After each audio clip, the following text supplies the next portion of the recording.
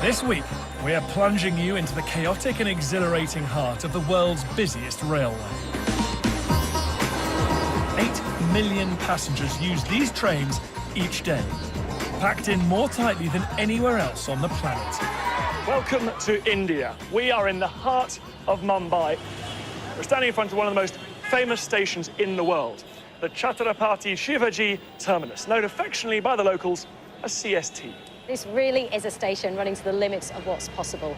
This time, we go behind the scenes of this incredible station to see how the railway staff juggle the huge numbers of passengers, the daily problems, and, of course, those inevitable delays. Here's what's coming up. Over 4 programmes, we're revealing the organisational wonders of this supersized transport operation. Whoa! Tonight, we'll show you the side of the station passengers don't get to see. We witness a crisis in the control room and discover the secret station workers who only come out at night. Robert's unpacking the feats of engineering that keep this place on track. Tonight, he visits a city-sized repair depot. Everywhere you look, there's someone under a train, on a train, in a train. It's just extraordinary. Anita's checking out what life's like for Mumbai's commuters. Now that is a unique experience. Yes, of course. Tonight, she heads onto the roads of this crowded city. Is this a new road? Yes, this is a new road. See this condition. This is the worst new road. See, this is a new road. And John Sargent continues his exploration of the history of Indian railways. He discovers how a silver ball keeps passengers safe. Ah, we've got Welcome to the world's busiest railway.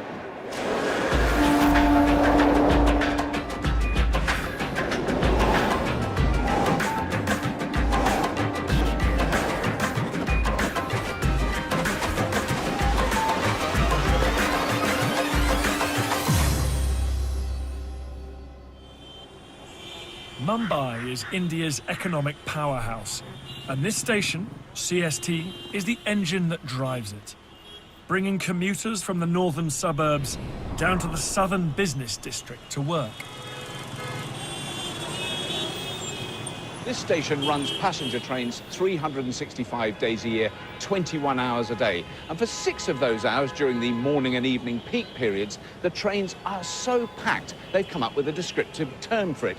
It's called super dense crush load, and it's very apt. When you're on one of those trains, it really does feel like the air is being crushed out of your body. And the reason it's so busy, well, it's a numbers game. Mumbai grew incredibly fast as a city, and now more than 8 million journeys are made on this rail network every working day. And the railways are desperately trying to keep up with those figures. They've scheduled more trains, they've made every train a third longer, and they are still trying to increase that capacity even more. The trouble is, there's so little room for manoeuvre.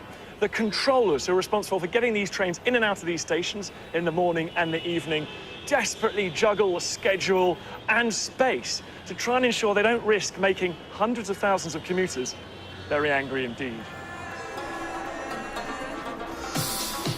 Between 5 and 8 o'clock at night, all Mumbai's 5.5 million rail commuters care about is getting home. The station is hot and very crowded. Passengers are tired and need their trains to be on time. We sent our cameras up into the nerve centre of the station, the control room, just as rush hour was gearing up one evening, to see how the controllers deal with this high-pressure part of the day. Our guide is section controller Sachin Katika. It's a very big responsibility we're having on our shoulder. We have to take the decision very cool and calmly. We are doing our best and hoping for the best. It's coming up to 5 o'clock. Trains are running just 40 seconds apart. And at the moment, the control team are responsible for more than 60 trains on the lines in and out of the station. There's so much traffic that the controllers must rely on a computerized system to tell them where every train is. This enormous board is a live map of the tracks across 53 kilometers of Greater Mumbai. The red dots indicates that the train is occupying the platform. See, okay, there's a one train on platform 15. And the red dots which are moving right now, it shows that a train is moving. But when something goes wrong, it's down to the skills of the controller to put it right. So far, everything is running smoothly. Trains are arriving and departing on time. But almost 50,000 people are moving through the station when controllers learn of a problem that could bring the whole system to a grinding halt. वो 321B motor coach से under gear smoke आया था 27/4 पे before बांडू platform. There's a broken down train sitting on the tracks, blocking the high-speed route into Mumbai, and services are stacking up behind it. These are the trains that commuters are waiting for at the station. If they can't get into CST, then the whole evening schedule will be delayed. This could spell disaster for tonight's rush hour. The controllers need to act quickly and find a way to get trains into the station. If the train has been delayed for 10 to 15 minutes, you know, all the things goes up.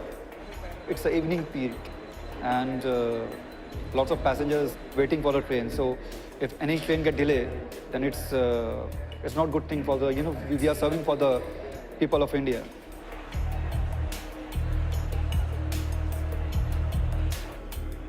Chief Controller for Suburban Punctuality, Akhilesh Prasad, and his team rely on their intimate knowledge of the complex mesh of tracks to work out a diversion route.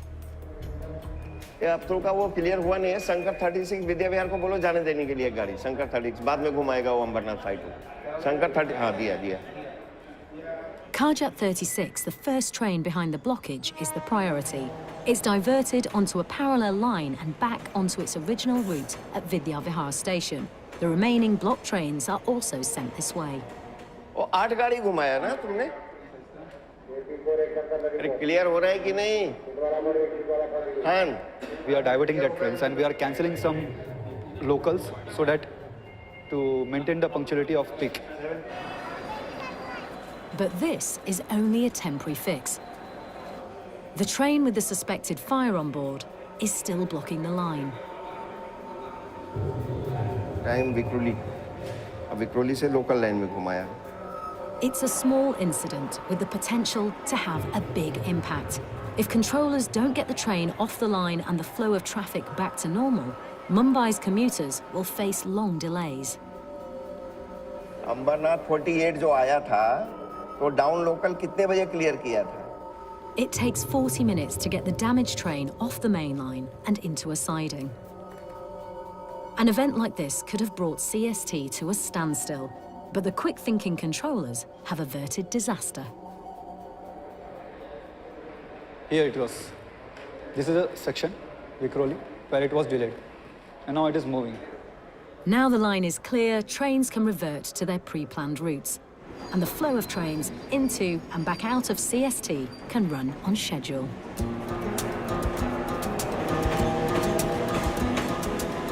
On the platforms, passengers are unaware that the controllers have ensured they all get home on time tonight. The control team breathe a sigh of relief. It's quite under control and everything has been manageable and punctuality is up to the mark and there is no delay so far. Everything is under control. Rush hour is back on track.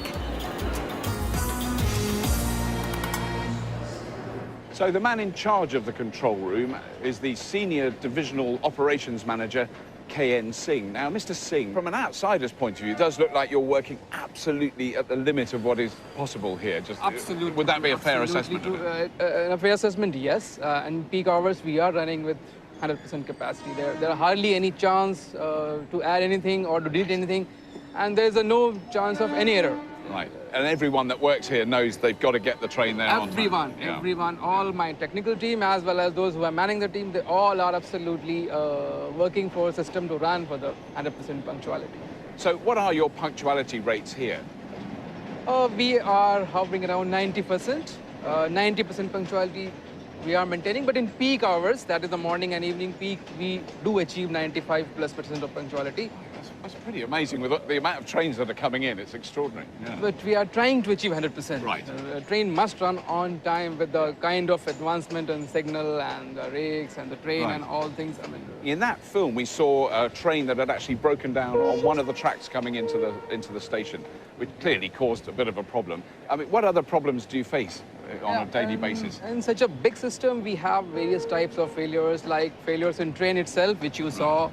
There can be failure in overhead equipment, there can be failure in track, there can be failure of signals. Right.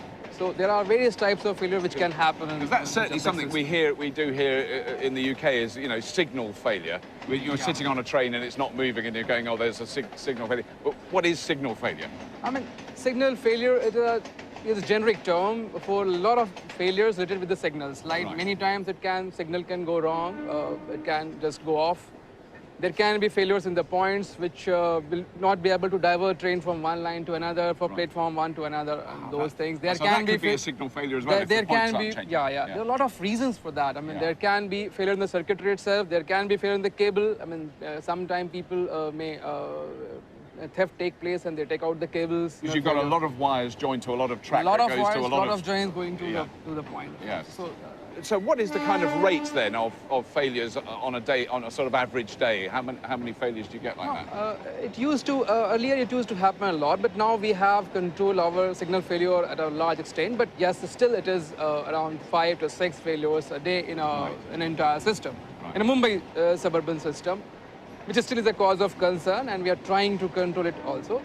We have at all cabins, we have kept our specialized man who can fix the signal very fast. So if there's someone actually goes out physically fixes it on the track? If there are any problem, our man can set right within few minutes. Thank you.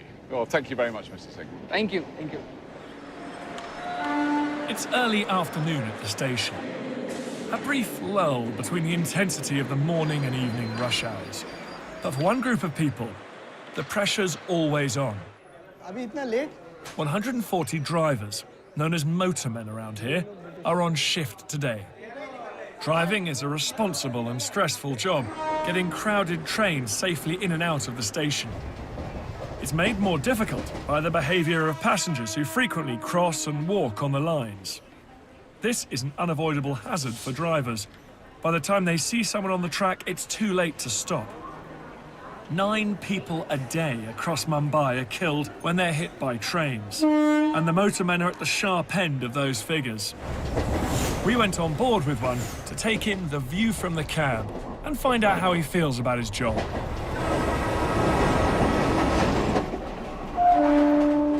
My name is Sabu Anthony. I'm working for Central Railway as a motorman. I've been working for the railways now for the past 24 years.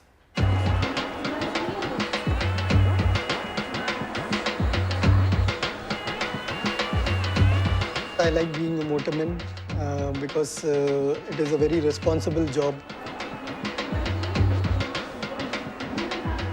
We have to be at the other end of the platform before the train comes. We have 2 sets of keys, so once we operate that, we have to check the warning system and the brake system. This is one of the emergency brakes which you have to test. Okay, we are ready to start.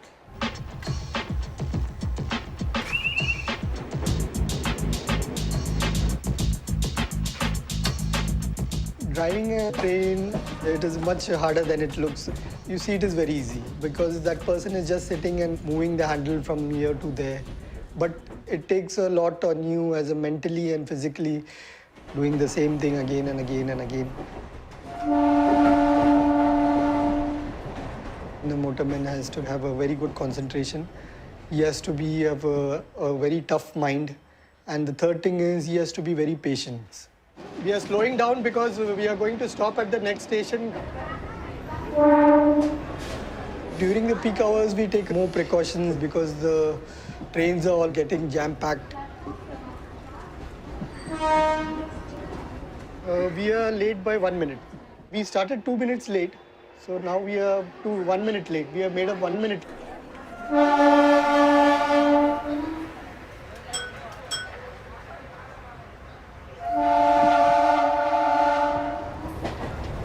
This train has a maximum speed of 100 kmph.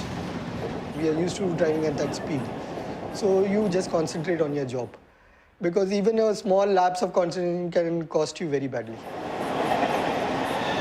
As a motorman, we used to get nervous when anybody walks on the track. Now it's like we are used to it, people walking on the tracks. Only thing we have to do is keep on whistling out for them to warn them. Trespassers are run over. There have been many suicide cases also. It has happened many a times to me. In this 12 years, you can say about 25 to 30 cases. Everybody wants to avoid that. If you are on a high speed and if the trespasser is quite close to your train, you feel your heart beats a bit more higher because you are trying to save him and drive the train also. If it is possible, we try our best by applying the emergency brake. Other than that, we cannot do anything.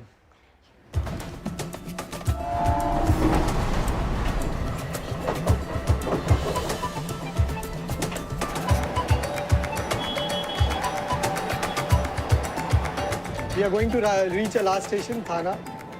We'll be going to Thana platform number 1. We are on time. Once you do your job correctly without any incident and without any delay, you feel very satisfied that I have done my job properly.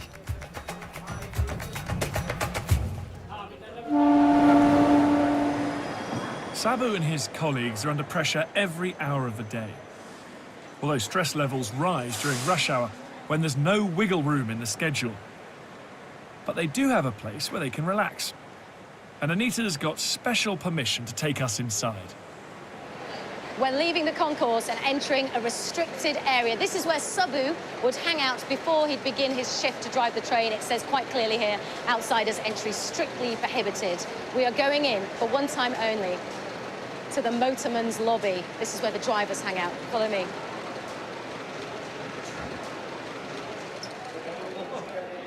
Hello, gentlemen. Hello, hello. So the first thing a driver would do is clock in. And the way he would do that is to sign the register. Thank you. Here's the register. This is where he says, I'm here, ready for duty. Second thing that happens, very important, is the breathalyzer test. And they mustn't have had a drop of alcohol for at least 8 hours. Then they come over to this area. This is the nerve center. Right here on the screen, they are being fed information from the control room about live train departures. What trains are coming in, what platforms they're going to, what trains are going out, so they can pick up all that information. Then they make a trip to something that's ubiquitous all over India. You have them in homes, you have them in your car. It is, of course, the all-important shrine. And here we have a Hindu temple with a selection of gods that you can pray to bless you before you begin your day's work. Very important. The next thing they will do is come to these blue files. These blue files tell them what engineering works are taking place. So they will know where the delays will be, and then they can have a chill out. This is their social area. Let's have a peek. So you may have noticed there are quite a lot of men in here. That's because there are 733 motor men and 1 motor woman. I can't imagine that she spends much time in here. This is a very well-respected job. They get paid 7 times more than the national average salary, and they have to train for 13 years. That includes on-the-job experience. Compare that to a train driver in the UK who has to train for 2 years.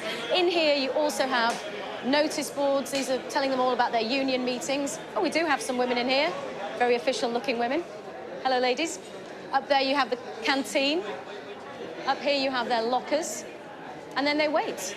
They wait until their shift begins. It's a 6-hour shift, which will consist of 1 long journey, 1 shorter journey. The trains run for 21 hours, so if they're on a very early shift, there is a dormitory where they can have a nap.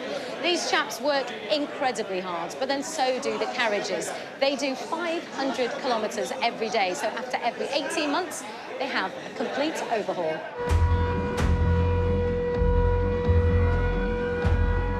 10 kilometers north of the station is the Matunga workshop.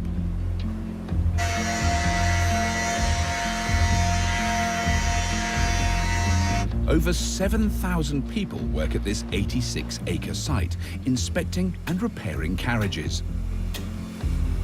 It's so amazingly huge here. It's just vast. I've seen barely any of it. Everywhere you look, there's someone under a train, on a train, in a train, taking something out of a train, putting something in a train. It's just extraordinary. They overhaul more than 3,000 coaches here every year. In charge of this mammoth undertaking is Chief Mechanical Engineer Amit Sarawastri. So, Amit, how many coaches are in here at one time? There's so many. At any point of time, we have around some 200 odd coaches. And so how old are the coaches that you're looking after here? Coaches' life varies from around, say, 2 years to 25 years. Oh, I see. So some of them could be quite new. You'd still check them to be sure. Yeah. So you're checking everything on the coach, the brakes, the wheels, the bearings, the seats. It seems to be everything you do. Absolutely. We can't take a chance. Why do they need to be checked every 18 months? It seems like a lot of checking. In every train, around 1,000 persons are traveling. So to ensure the safety of every person, it is mandatory to have these safety checks. As soon as a carriage arrives, it gets stripped of its wheels. There it goes. It's going up.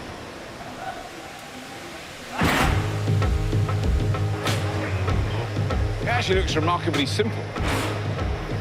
Just a massive crane with great big hooks that lifts the whole thing up in the air. I've been around a few engineering works. This is one of the most extreme. It's pretty impressive. The wheel units, known as bogies, are wheeled out of the way for a separate inspection. Because these are the only parts of the train that touch the track, they are the most likely elements to cause an accident. Wow. So this is, oh my God, this is where all the wheels are sorted out. Is that right? Wow, it's huge.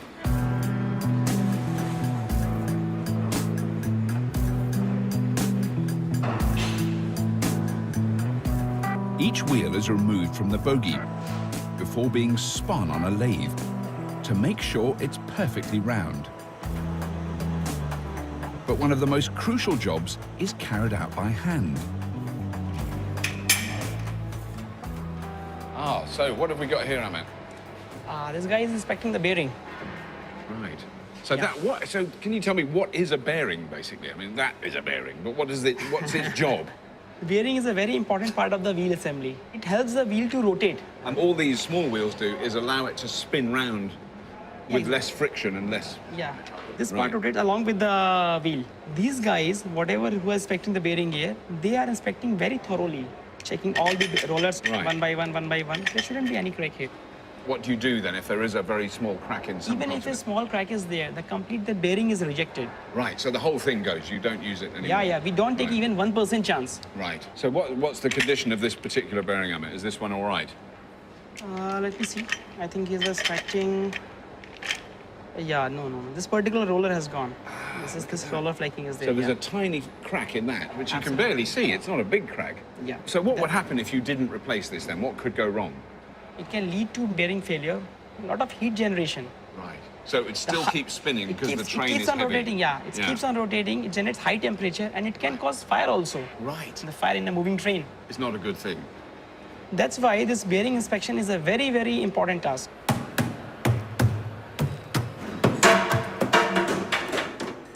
After the wheels, it's the bodywork that needs attention.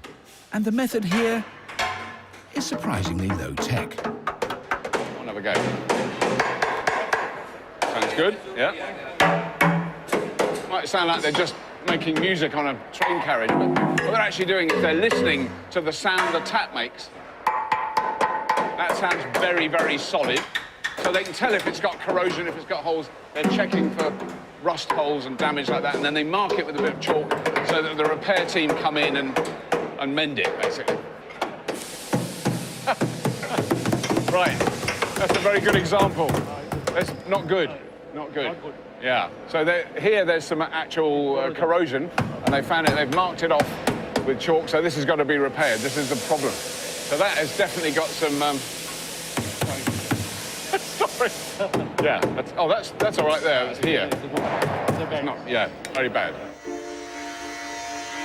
Heavily corroded areas like this one have new steel plates welded into place to extend the life of the carriage. And the reconditioned bogies are locked back into place. Structural integrity sorted, it's time to move on to some cosmetic improvements. The interiors of the carriages are inspected for wear and tear. Any seats that are worn or torn get reupholstered. There's quite a few seats here. The team here can recover 400 seats a day. First, they strip them and repad them before newly sewn covers are glued on. Don't want to mess this up. That's really nice. Believe it or not, I've used these machines before. I used to be a shoemaker, so I'm hoping the same principles apply here.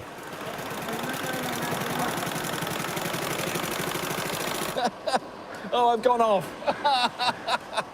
I thought I'd be better than this. Now, round the corner is so hard. Oh, Lord.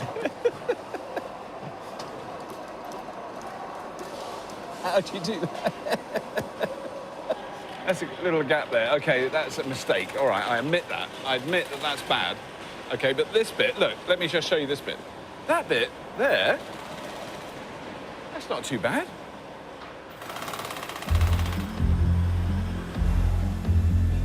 Once the new seats are in, the final step is a coat of paint. It takes a total of 5 days to paint each carriage, and everything is done by hand. It is extraordinary that there's actual people painting the trains with brushes. I guess I assumed spray guns in the paint shop, but no, it's done by brush. Even the fine stuff, that's amazing. As soon as the paint's dry, the carriage is ready to go back into service. The final step is a stencil to say its service is complete.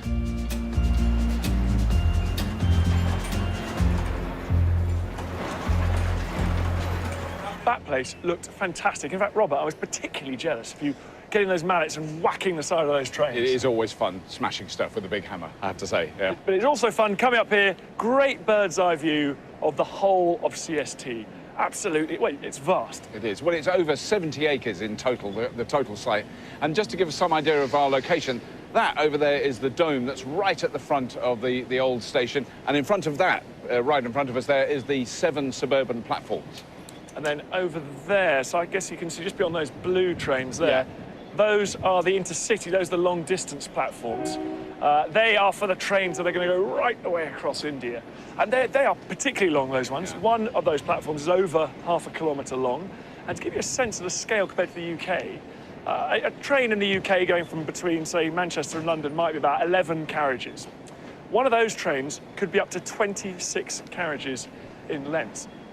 So it just dwarfs stuff in the UK, really. And as a passenger, of course, you don't see all of this. I mean, we're getting a real privileged view up here. As a passenger, you just come in and out of the station. But over there are maintenance yards where all the locomotives are kind of given a locomotive MOT.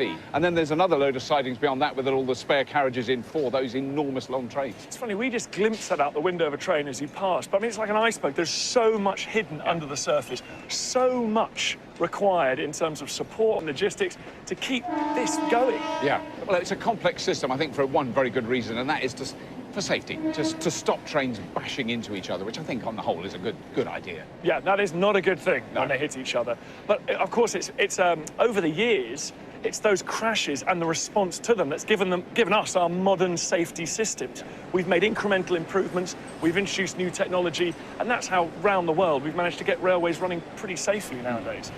But in some parts of India, what's fascinating, some parts of rural India, those historic safety systems have been frozen in time. And John Sargent's been exploring some of them to see them in action. 2 trains on the same track, and there's only one possible outcome. Disaster. This stunt was staged in America in 1913. But in the early days of rail travel, serious accidents like this were all too common. This one in northern India killed 20 people. At many country stations, local trains use a single track. And more than 100 years ago, a British engineer based in India, a Mr. Neil, perfected a system to make sure that only one train was on the track at any given moment. Amazingly, the old system is still being used at this station. I'm in Palestari, 70 kilometres east of Mumbai. This quiet rural line runs to the village of Kopali. And to ensure there's only ever one train on the line, they have what's called a token system. It relies on the transfer of a tiny silver ball. Oh, we've got... Right, so the ball has now come through, right? This silver ball is a permit to travel on the line. Any driver coming through this station needs to have it in his possession before leaving. Right, we have the ball. Now we take the ball to the driver. Right, we've got the ball. Normally, the station master would do this, but I'm having a go. We have to put the ball... You have to put the ball in the bag. Okay. Right. Let's like a bit to the driver. Thank you. Safe journey. With the ball safely on board, the driver is allowed to set off. The machine only issues one ball at a time and then locks shut. It also sends a signal to its partner machine at Kopali station, telling it that the line is busy. No more balls can now be removed from either machine, which means that no further trains can enter the track. It's a guarantee of safety for everyone on board. Now, I know that this train will not collide with another train going in the opposite direction because the driver has that metal ball. This particular system was invented by Mr. Neil and is still called Neil's token system. At one time, it was being used on more than 10,000 kilometers of the Indian rail network. This is one of the very last lines to use it, carrying thousands of passengers each day. Now I've reached Kopali station. I need to get the ball back into the system so that the next train is allowed to travel. Right, so we've got the pouch. Yeah? Okay, off we go.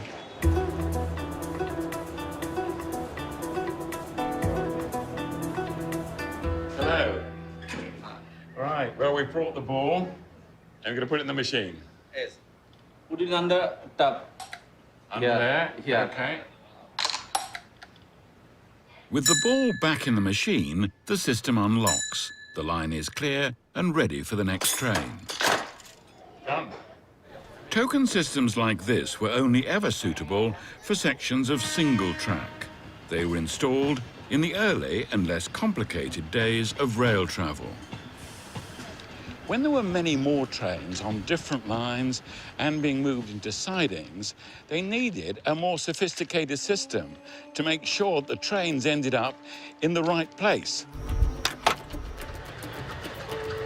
The answer was to lock together points, which set the route a train takes, with the signals, which tell the driver it's safe to proceed. Here at Lonavala Freight Yard, 80 kilometers from Mumbai, they're still using a system that in the 1860s was at the cutting edge of railway technology. Chief Yardmaster Mr. Despanda shows me how it works. Hello, how are you? I'm fine, thank you. Now, this looks terrific. And this is all mechanical? Yes. This lever bed controls 48 different points and signals across the yard. So when the lever is pulled there, these rods will then move here, is that right? Yes. And that will change the points? Yes, yes. Right, so ask him to pull the lever. Let's just see what happens.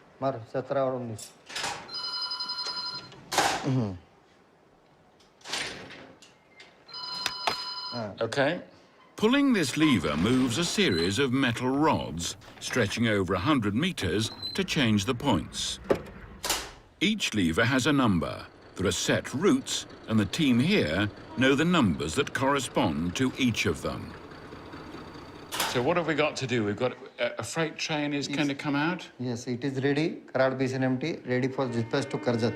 Now we are going to signal it. So what are we doing? I'm setting the route for a freight train to join the main line to Mumbai. Pull that one, yeah? Okay. With both hands, both hands. Both hands, right? It's heavy, isn't it? Oh, right.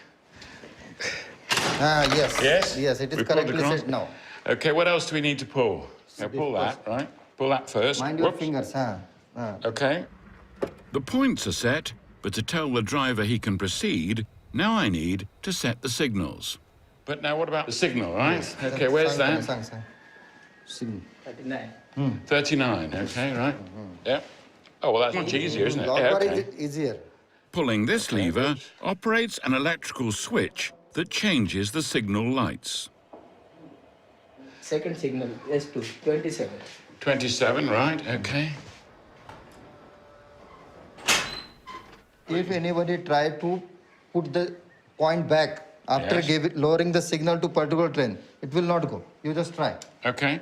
I can't because Yes. it's locked. Yes, that is called as interlocking. Interlocking. Yes. And that is for safety. Yes. Interlocking describes the way the levers are mechanically connected. It's physically impossible to pull the wrong lever. Two trains cannot be sent onto the same section of line. Over the years, thousands of lives have been saved as a result.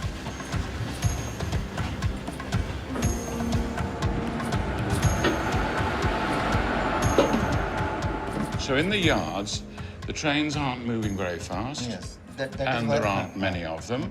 So you can still use the trusty old system. Yes. It is very safe. Yes, no, I can see it's very safe. Watching these systems in operation is like stepping back in time. But surprisingly, the principles behind this old technology are still just as relevant today in modern stations. At CST in Mumbai, you won't find any lever rooms. They've been replaced by automated electrical switches. But these do the same jobs as the levers in Lonavala, guaranteeing a clear route for each train through the station. It's just before 3 p.m. Although the pressure's temporarily off, the smooth running of this place relies on thousands of well-rehearsed routines. One staff swap-over has been designed to make sure that trains can get in and out in under 4 minutes. Robert and I are seeing how it works. So we're making our final approach now into Mumbai CST. Driver Sajit here is at the controls. Now, I wanted to show you the really time-dependent activity that goes on here. This is really important to get these trains in and out as quickly as possible. Now, this is one of the standard electric trains, one on the suburban line. And there is obviously a driver's cab at the front, as you'd expect, and there's a guard's van at the back, if you want to call it that. But because the trains can't turn around, because this is a dead-end station, all they do is they swap over. The guard comes in here, and the driver goes up to the other end. So now we're nearly coming to a stop. I don't know how he does that. That is brilliant. That's really hard to do that. Beautifully done. Well done. Excellent. So that's it. Now, Dan is up the other end of the platform. Yes, here I am at what was the back of the train. The guard's just getting out now, and I'm just waiting for the driver, who is coming up the platform now. So now all that happens, the train stopped, everything's turned off, takes the keys out of the ignition, just like in your car, and no one can nick it. He's got the keys, they can't run off with it. Hello, sir. Good to see you. So the guard's just jumped out. This is the new driver arriving now. He's going to get in, he's going to do some checks, get his logbook out, turn a couple of switches, change the destination on the front of the train, make sure the headlights are working, and then he's good to go. Just wait for that signal until it goes yellow and he's good to go. Oh, well, the guard has just arrived now, so the guard is now going to go through his basic safety checks. Just checking everything. He's getting everything nice for himself. There we go. Yep, basic safety checks. So what he will do at some point is communicate with the driver, and he will stay in communication with the driver for the whole journey. It's all part of the whole safety procedure of the train.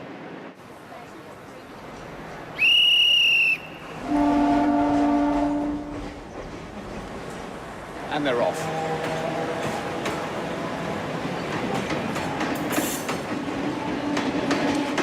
nothing too technologically advanced about that process, just well-trained people being in the right place at the right time, doing the right thing. And off they go. Not too busy, it's the middle of the day. As we saw earlier, these trains during rush hour can get incredibly busy. But that's not a problem that's unique to Mumbai railways. The road system too here is very overstretched.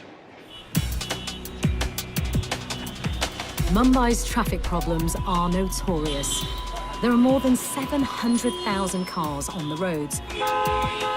Add into that more than 2 million public... To see quite how bad things are on the roads, I'm making a 16-kilometre journey from the suburb of Kurla to CST. OK, I'm crossing the road. Hello. Right, I'm on it. We're doing it.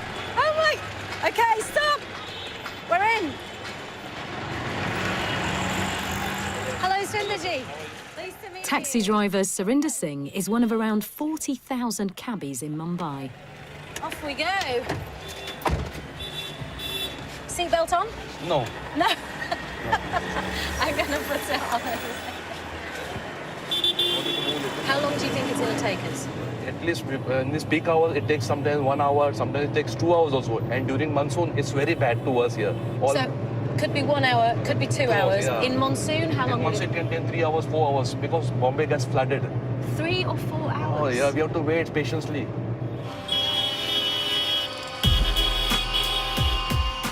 This journey would take 20 minutes on the train, which is why more than half of Mumbai's commuters travel by rail. This gridlock traffic is the result of just 8% of them taking to the roads, which aren't in great nick. Is this a new road? Yeah, this is a new road. See this condition. This is the worst new road ever. See, this is a new road. Sack the road builders. Yeah, see this is the condition of the road. This is paver blocks. This is not even flat. Yeah, they've not leveled it properly. So They've not levelled it. I mean, really, my mum could have done a better job.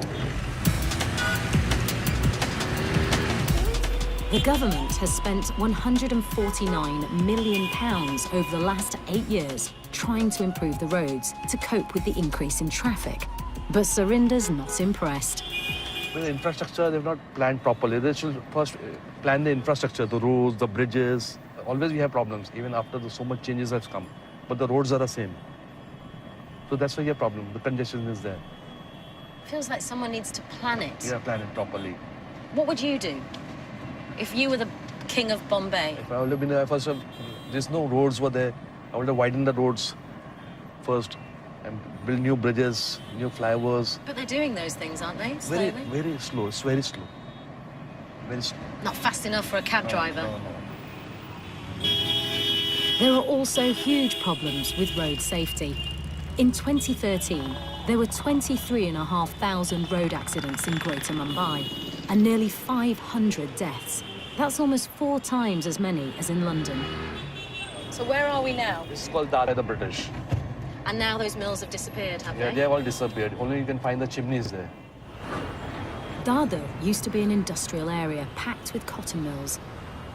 But today, like so much of Mumbai, it's being redeveloped to create offices and homes for the rich. The multi-story apartment is coming now. Oh, look at that. How much would it cost to live here? If I wanted to buy a 2-bedroom flat in this developed suburb, in one of these nice apartments, that looks pretty swish to me, that big high-rise. More than 5 crores. £500,000? Yes, 500,000 pounds, yeah. £500,000? Million pounds. Who can afford that here? People are there, business people are buying, the politicians are buying. Politicians, business people. Some investors are there.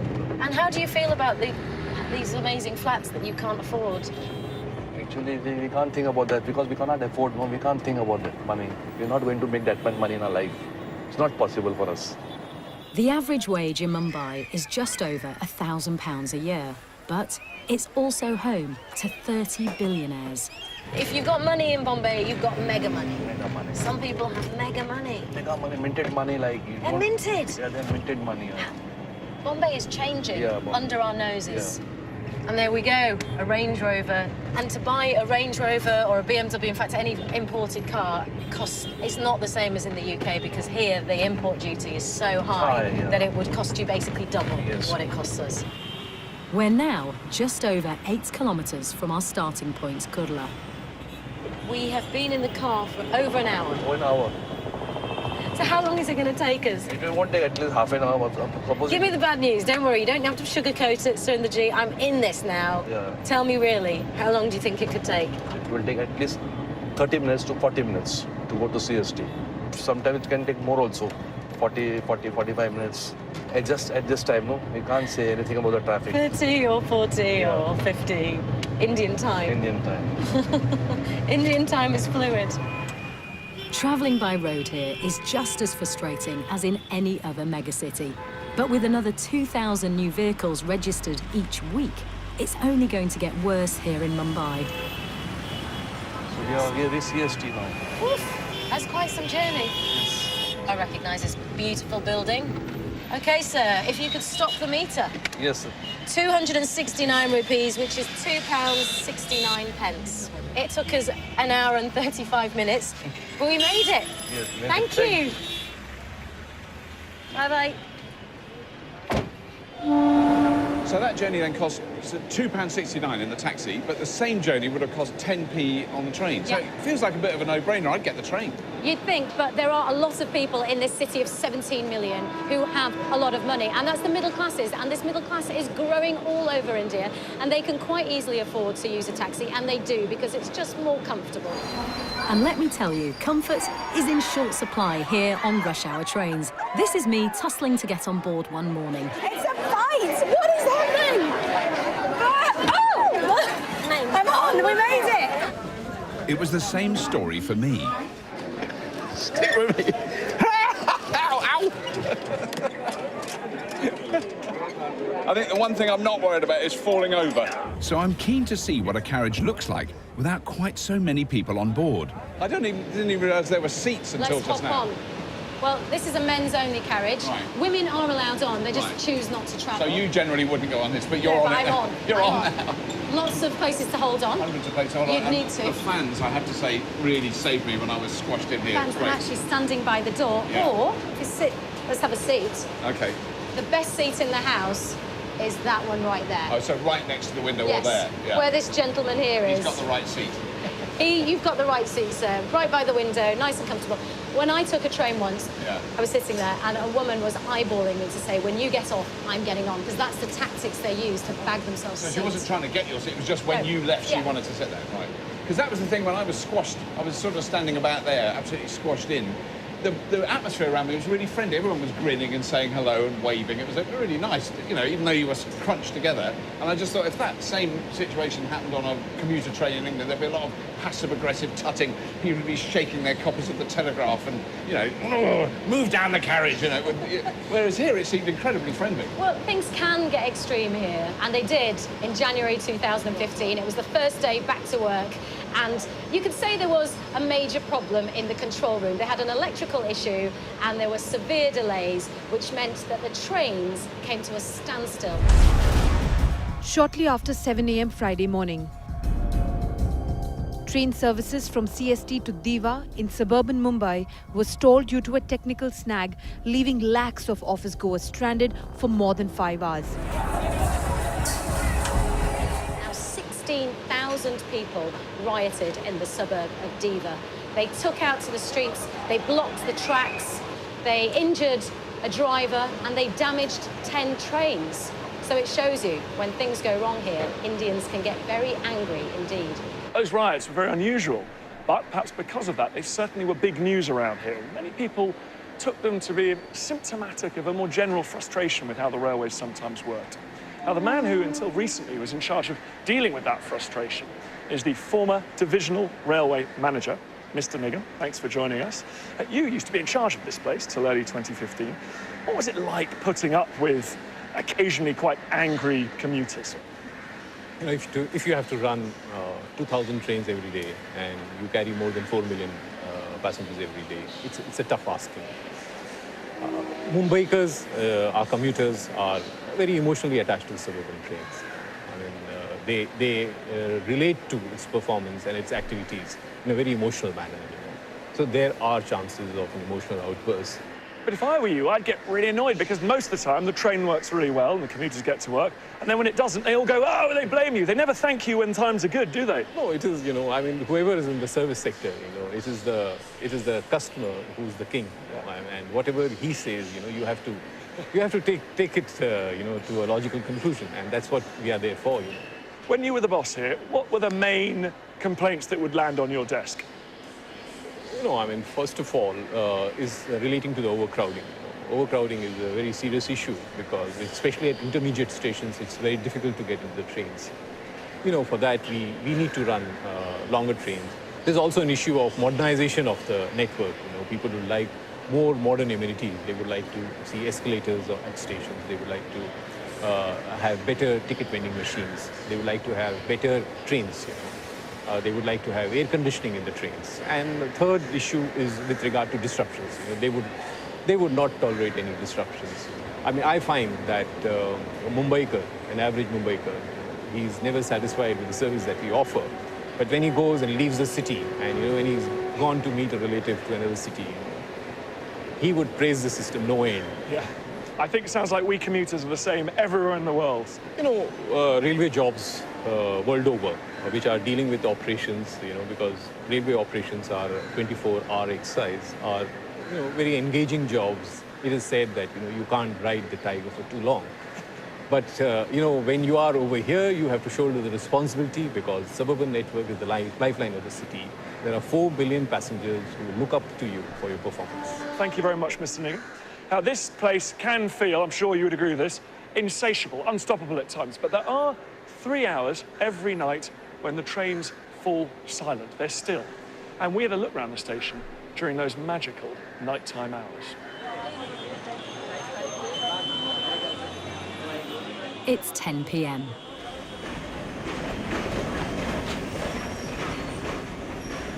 And the station is winding down for the day.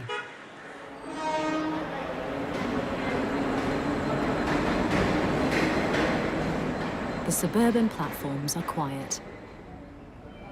But in the control room, it's business as usual. There are still 8 long-distance services to send on their way. The pressure is on for the platform staff.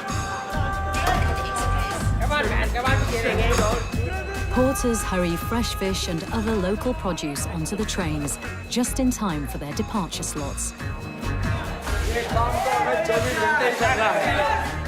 Worth £6 million to the local economy, it's essential that these goods are on sale at markets across the country by morning. Once the last intercity service leaves the station at 11:45, the focus in the control room turns to the suburban platforms. 7220.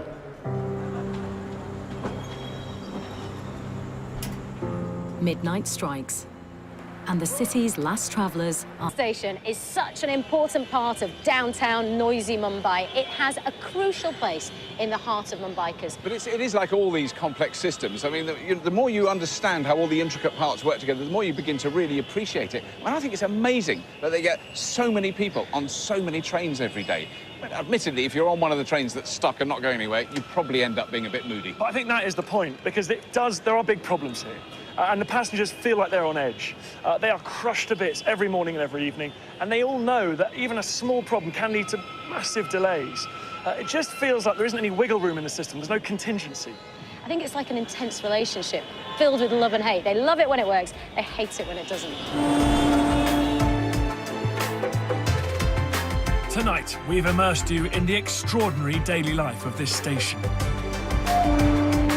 Next time, in our final visit, I see what the future holds for this megacity's rail network.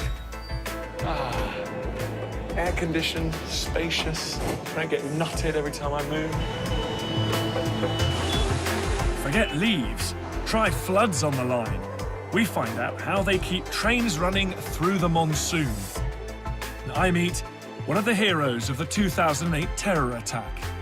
लेकिन एक मन में समाधान के मेरे वजह से यानी मेरे अनाउंसमेंट की वजह से काफी पब्लिक बाहर की तरफ चले गए और पूरा प्लेटफॉर्म खाली हो गया था. Anita goes out on the line with the teams keeping the network safe. We're on the move now. For a minute I forgot I was in the middle of 2 live railway lines. And we reflect on the affection Mumbaiakers have for their railway. Bombay is whatever it is because of its beautiful railway lines. Railways are the lifeline of Mumbai. That's all still to come. Thanks for joining us here in Mumbai. See you next time. Bye. Bye-bye. We've got a one-off special of the groundbreaking sketch show Goodness Gracious Me here on BBC Two next. Rust pins all his hopes on becoming an actor next in the BBC Three comedy Top Coppers. And about to start over on BBC Four, Sean Connery and Michael Caine star in the colourful historic epic The Man Who Would Be King.